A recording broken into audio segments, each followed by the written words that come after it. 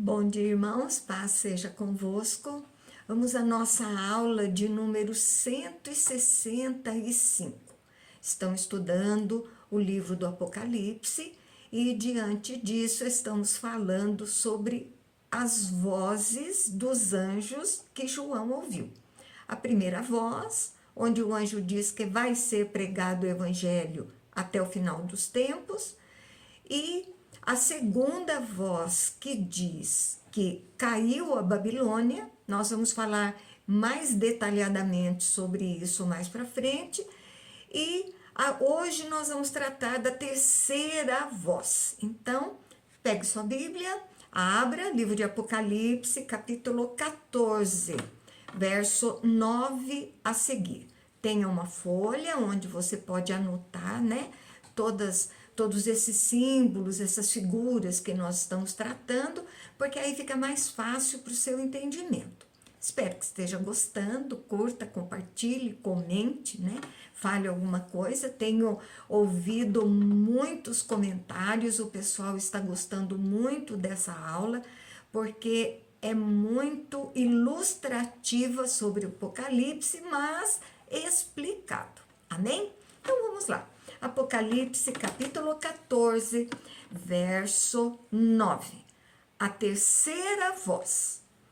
Seguiu-se a estes outro anjo, o terceiro, dizendo em grande voz: se alguém adora a besta e a sua imagem e recebe a sua marca na fronte ou na mão. Então, a primeira besta, como a segunda, que fala sobre a adoração, né?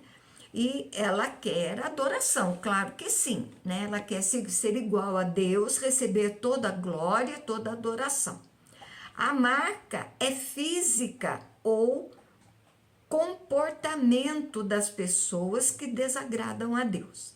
Nós temos a Igreja de Cristo selada na presença de Deus e a igreja de Satanás, né, na terra, que adora a besta e recebe a sua marca também, que resiste às palavras do Senhor.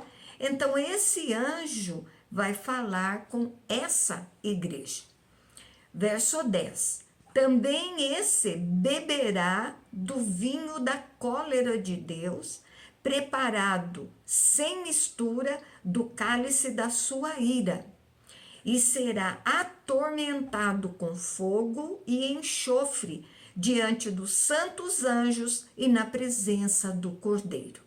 Então, quem adora a besta vai receber vinho, vai receber o juízo de Deus.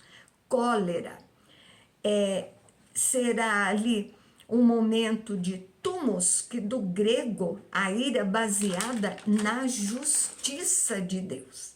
Não tem opção, é o decreto de Deus. Quem adorar a besta vai receber a severidade do juízo de Deus. Então, no tempo da oportunidade, o juízo de Deus vem preparado com misericórdia. Todos têm oportunidade. Mudança, mas vai chegar a hora em que não terá mais a misericórdia. Vai ser ali completada e o tempo da oportunidade vai se acabar. Eles ainda têm a oportunidade de se converter. A ira no grego é orge, raiva, indignação, fogo e enxofre. No capítulo 20 de Apocalipse, no verso 5 e 10, é o símbolo da condenação. Tormento, afligido duramente. Todos os ímpios receberão esse juízo. Todos vão receber. Aquele que é ímpio não ficará ileso nenhum. Todos eles. Então, eles vão perceber a realidade de que o Cordeiro e os anjos eram verdadeiros. Porque até então eles não acreditam, eles só acreditam naquilo que a besta está falando, né? Mas as dores será perceber que eles rejeitaram as oportunidades e elas não existem mais. Estão diante do doloroso quadro de que não existe mais misericórdia. Então enfrentarão o juízo de Deus serão condenados. Por quê? Porque Deus é justo. Verso 11. A fumaça do seu tormento sobe pelos séculos dos séculos, e não tem descanso algum, nem de dia, nem de noite. Os adoradores da besta e da sua imagem, e quem quer que receba a marca do seu nome. Então, a fumaça é o enxofre, que é o juízo de Deus.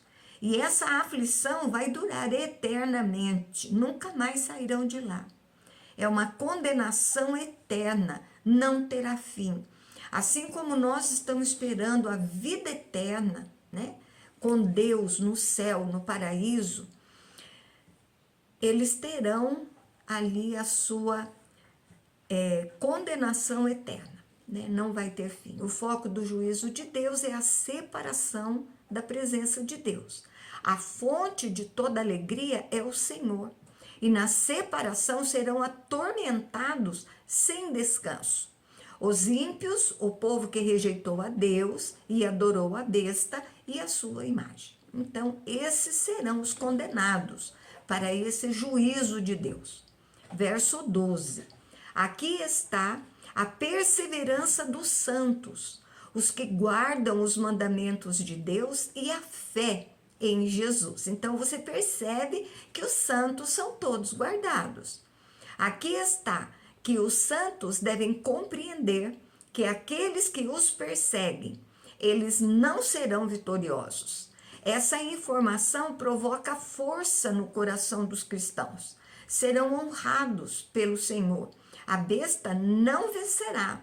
A vitória está na presença de Deus e não na presença da besta, como os ímpios imaginam. Agora vamos falar sobre a quarta voz. Verso 13. Então ouvi uma voz do céu dizendo: escreve, bem-aventurados mortos, que, desde agora, morrem no Senhor. Sim, diz o Espírito, para que descansem das suas fadigas, pois as suas obras os acompanham. Então, felizes os mortos, né? No ponto de vista humano, a grande perseguição aos servos de Cristo mataram muitas pessoas e está ali prevalecendo o mal, ao entendimento humano. Mas a palavra diz: felizes os mortos que morreram no Senhor, porque eles estão salvos na presença de Deus. A morte não é luto eterno para quem morre no Senhor. É felicidade, porque vai descansar na presença de Deus. As fadigas, no grego, é o trabalho feito até a exaustão. Crentes que foram até o fim trabalhavam para Deus até não conseguir mais, até suas vozes serem caladas pela morte. Suas obras, o trabalho para o Senhor. Então aqui existe uma esperança. Quero deixar aqui para você uma reflexão. Acorda. Você precisa trabalhar para o Senhor. Você precisa falar de Jesus para as pessoas. Ainda é tempo, vai chegar o tempo, como nós estamos falando aqui, que não vai ter oportunidade. Então, essas pessoas que morrerem sem Jesus, elas queimarão no fogo eterno. Mas aqueles que morrerem com Cristo, a partir de agora, eles estarão na presença do Senhor.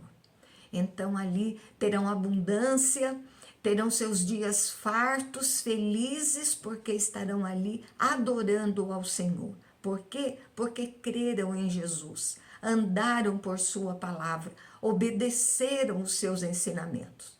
Então, esta é a nossa esperança, né? Que nós podemos ser perseguidos, passar por dificuldades aqui na terra, sermos muitas vezes injustiçados, achovalhados, né? Mas a nossa esperança é que não tem importância. Continuo com a minha fé, crendo em Jesus Cristo, que um dia Ele vai voltar para me buscar. Amém? Agora João vai falar a colheita. São duas colheitas. A primeira colheita dos servos e a segunda colheita, a colheita dos ímpios. Verso 14. olhei, e eis que uma nuvem semelhante a filho do homem, tendo na cabeça uma coroa. Não, desculpa. Verso 14. Olhei e eis uma nuvem branca, e sentado sobre a nuvem, um semelhante a filho do homem, tendo na cabeça uma coroa de ouro e na mão uma foice afiada.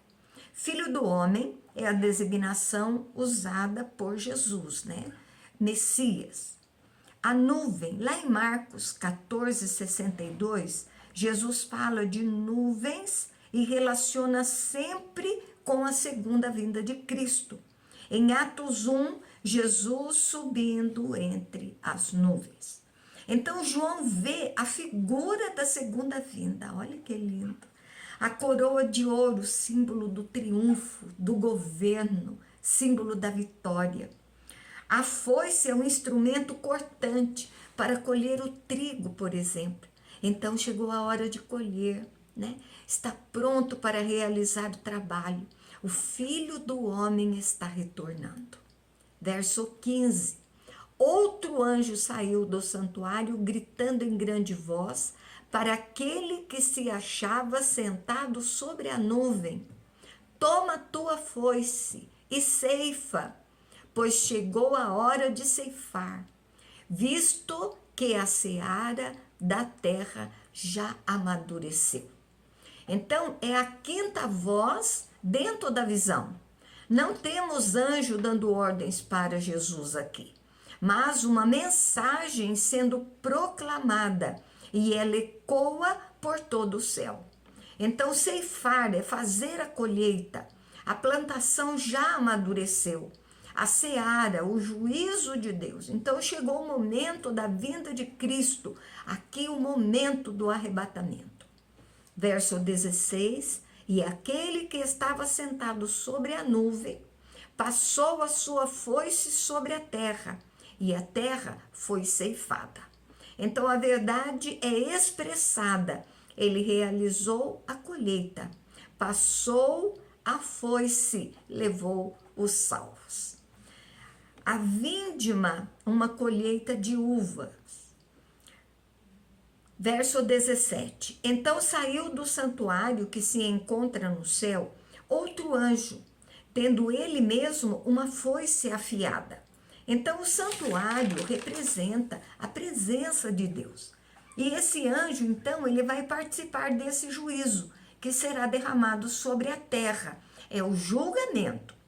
Verso 18. Saiu ainda do altar outro anjo, aquele que tem autoridade sobre o fogo, e falou em grande voz ao que tinha a foice afiada, dizendo: toma a tua foice afiada e ajunta os cachos da videira da terra, porquanto as uvas estão amadurecidas. Então, do altar, lá no capítulo 8, no verso 3, cita um altar com conexão dos santos, orando por justiça. Aqueles que já morreram, estão na presença de Deus, morreram salvos, eles oram por justiça na terra. Chegou o momento da resposta das orações. Então, vai ser atendida por Deus todos esses pedidos. Então, esse anjo tem a autoridade de iniciar um juízo que será derramado sobre os ímpios. Então, o cachos da videira da terra, lá em Isaías 63:3, está ligado ao juízo de Deus. Ali, Joel 3:13, semelhante os versículos. Então, o povo de Deus é chamado a videira do céu e não a videira da terra. E no momento da colheita, o duro momento do derramar do cálice da ira de Deus acaba de chegar. Verso 19, então o anjo passou a sua foice na terra, vindimou a videira da terra e lançou-a no grande lagar da cólera de Deus. Vindimou, colheu as uvas maduras, os ímpios, o lagar, lugar onde as uvas eram pisadas, Então, o peso da ira de Deus, uvas pisadas soltando suco. É uma pressão, é o tormento da cólera de Deus. Verso 20, e o lagar foi pisado fora da cidade, e correu sangue do lagar até aos freios dos cavalos, numa extensão de 1.600 estádios. Então, a cidade, uma, fora do céu, local de descanso, né, sem dor, e dois, uma cidade humana na terra. Os ímpios não ficarão junto com os salvos, e um juízo forte será lançado sobre eles. O sangue é a figura do juízo de Deus sobre os ímpios, que forma um rio e chega até a boca dos cavalos. Então, 1,5 metro de altura, até mais ou menos um estádio, 178 metros, vezes 1.000, 285 mil metros, então são 300 quilômetros. Número simbólico, no longo e largo, sul da Palestina, em Dan, até Berseba, mais ou menos. Até aqui, nós estudamos o Cordeiro, seus remidos no Monte Sião, estudamos a primeira, segunda, terceira, quarta voz, estudamos a colheita dos salvos, a vindima, uma colheita de uvas, que é a colheita dos ímpios. Agora vamos falar dos 7 flagelos. Agora, as trombetas foram usadas para chamar atenção. No Apocalipse não temos sequência de tempo, mas temos ciclos de narrativa. Então, passar pela vinda de Cristo, formas simbólicas, vai passar por luta na terra, levantamento do mal, punição, juízo mais severos de Deus, e reabre as questões de outras formas e com outros símbolos, desde o capítulo 1 de Apocalipse, onde nós temos a visão da igreja de Satanás se levantando, e o juízo de Deus, os selos, as trombetas, e agora nós temos os flagelos. A trombeta era um instrumento para chamar atenção. Foram juízos, né, parciais, era sempre 1/3 de algo atingido, mas nos flagelos não. É o juízo completo, derramado diante de tudo que está acontecendo. Aqui agora é o tempo final, onde a severidade de Deus, ela é derramada em grande escala. Então, nós vamos ao capítulo 15, verso 1. Vi no céu outro sinal grande e admirável. 7 anjos, tendo os 7 últimos flagelos, pois com estes se consumou a cólera de Deus. Então, é um sinal grandioso, né? 7 é o símbolo da perfeição, informa o derramar final do juízo de Deus sobre o mundo. Tudo caminha para o último dia, com os flagelos, completa a cólera, a justiça de Deus, a vingança justa de Deus, retribuição que Deus fará ao final de todas as coisas, para que a sua justiça seja feita. Então, os ímpios serão punidos. As trombetas são avisos para os ímpios se converterem, mas, né, Deus aí agora vai trazer os flagelos, agora sem misericórdia. Os remidos entoam cânticos. Tem uma interpretação para ser explicada. Os remidos que entoam cânticos, os salvos, em meio a juízo, coisas difíceis, perseguição. O Apocalipse sempre lembra a situação dos salvos. Verso 2: vi como que um grande mar de vidro, mesclado de fogo, e os vencedores da besta, da sua imagem, e do mínimo e do número do seu nome, que se achavam em pé no mar de vidro, tendo harpas de Deus. Então, o mar de vidro, o capítulo 4, no verso 6, aquele que está diante do trono de Deus. agora mesclado de fogo, um elemento diferente. Indica a atmosfera do trono de Deus, que é o julgamento. Deus está derramando julgamento sobre a terra, que vem da sua vontade. Então, vencedores da besta são os que morreram e não se renderam à besta. Cristãos que venceram na terra com a morte deles, que pareciam derrotados, mas foram transportados para o céu e tendo vitória na presença de Deus. Então, aqueles que tiveram a oportunidade de se converterem.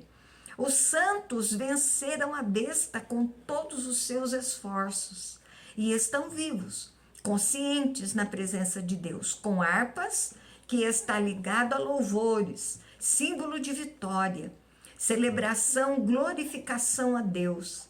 João interrompe a visão dos flagelos para mostrar que os salvos estão na presença de Deus e os vencedores se acham de pé em louvores.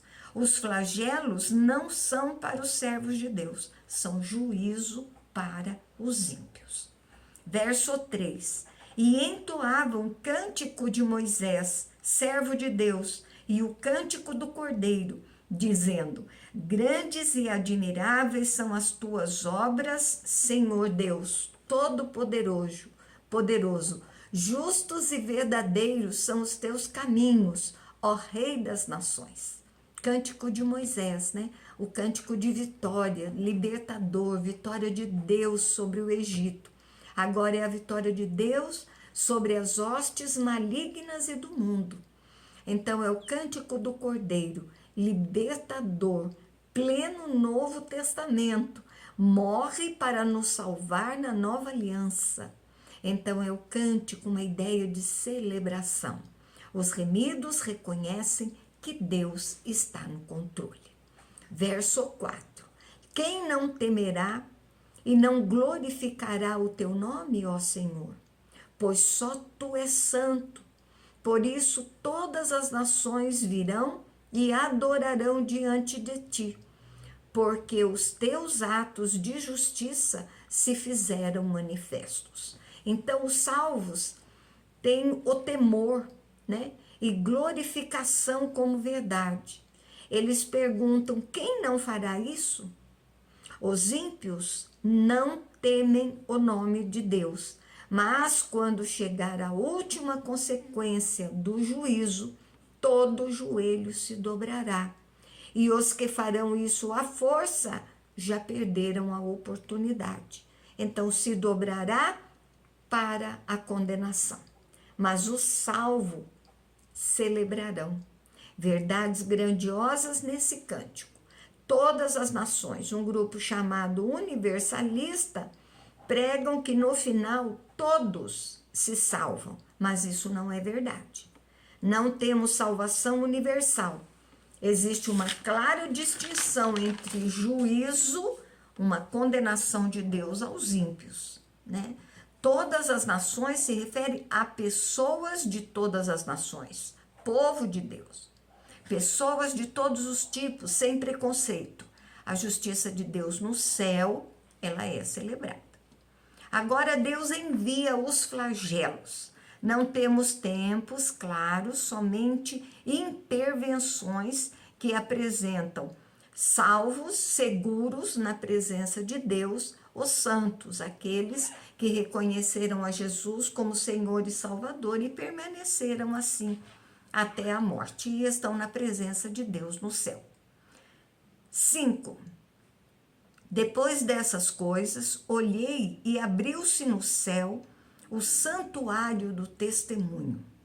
Então, depois dos 7 anjos e remidos cantando, o tabernáculo do testemunho, lá no Antigo Testamento, refere ao tabernáculo construído no tempo de Moisés, símbolo de uma realidade maior da presença de Deus. Abre-se no céu a presença viva do Senhor, o Santo dos Santos, onde ficava a Arca da Aliança, que estava a presença viva de Deus. Então, João cita a realidade perfeita agora lá no céu. Não precisava de nada, é o próprio céu que está sendo mostrado e de onde sairão os 7 anjos para cumprir o flagelo. Verso 6. E os 7 anjos que tinham os 7 flagelos saíram do santuário, vestidos de linho puro e resplandecente, e cingidos ao peito com cintas de ouro. Agora movimenta o céu para trabalhar na terra. Então é o juízo de Deus. Linho puro, pano que eram feitas as roupas dos sacerdotes, ideia de pureza, de resplendor. Os anjos são santos e trazem com grande poder o juízo de Deus. Vestidos no peito com ouro, representando o preparo para derramar o mais justo e puro juízo de Deus. Verso 7. Então, um dos 4 seres viventes deu aos 7 anjos 7 taças de ouro, cheias da cólera de Deus, que vive pelos séculos dos séculos. Então, a narrativa se dá no trono de Deus. Os seres viventes ficam no trono. As taças são recipientes que contêm o juízo de Deus. Será derramado de uma maneira completa. As oportunidades se acabaram. O mal será punido pelo Deus eterno. Verso 8. O santuário se encheu de fumaça, procedente da glória de Deus e do seu poder. Ninguém podia penetrar no santuário enquanto não se cumprisse os 7 flagelos.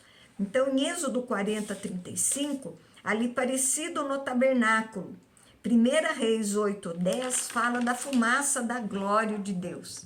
Não tem espaço para intercessão, para impedir esse juízo final. Nada impedirá a ira de Deus sobre os inimigos. E os 7 flagelos mostram os juízos de Deus até o juízo final. O foco é a realização do juízo através dos anjos e acaba a misericórdia de Deus. Próxima aula nós vamos falar sobre o primeiro flagelo. Amém? Espero que você esteja gostando, entendendo bem a nossa aula. Você possa estar aí compartilhando, né, com seus familiares, amigos, falando da nossa aula, que é muito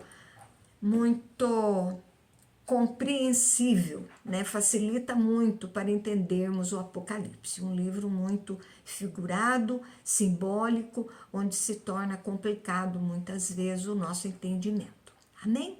Que você tenha então um domingo excelente com seus familiares, juntamente com Jesus, e até a próxima aula, se Deus permitir. Um beijo grande no seu coração.